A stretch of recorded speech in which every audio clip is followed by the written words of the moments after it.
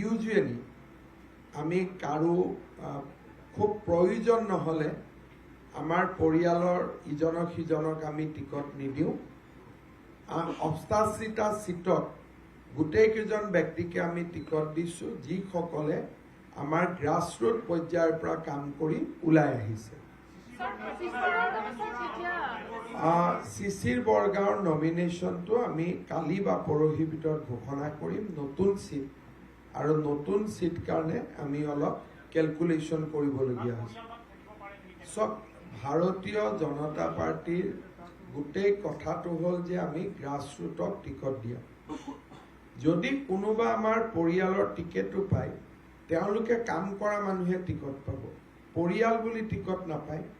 আজি যদি কাৰোবাৰ ল'ৰা ছোৱালী বা পৰিয়ালে গ্ৰাছৰুটৰ পৰা কাম কৰে, সি এটা বেলেগ।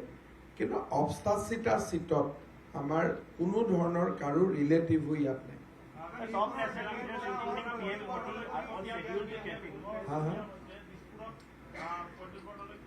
প্ৰদ্যুৎ বৰদলৈয়ে যথেষ্ট ত্যাগ কৰি বিজেপিত আহিছে।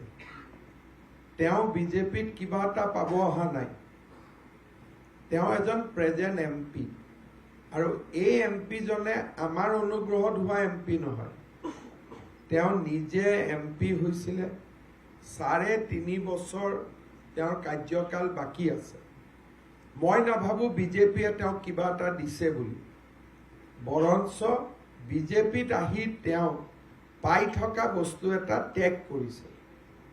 সেইকাৰণে আমাৰ কোনো কাৰ্যকৰ্তাই, আজি মই দিছপুৰৰ আমাৰ পাৰিষদসকলৰ লগতো বহিছোঁ, খুব সুন্দৰভাৱে আমাৰ প্ৰতিগৰাকী কাৰ্যকৰ্তাই প্ৰদ্যুৎ বৰদলৈক সহযোগিতা কৰিব, আৰু তাত মই কোনো ধৰণৰ শংকা আৰু সন্দেহ দেখা নাই। দিছপুৰৰ আটাইকেইজন কাউন্সিলৰ ৪টা বজাত মোক ঘৰত লগ কৰিব আহিব, আৰু তেওঁলোক যথেষ্ট হেপী যে দলৰ স্বাৰ্থত তেওঁলোকে কাম কৰিব পাৰে।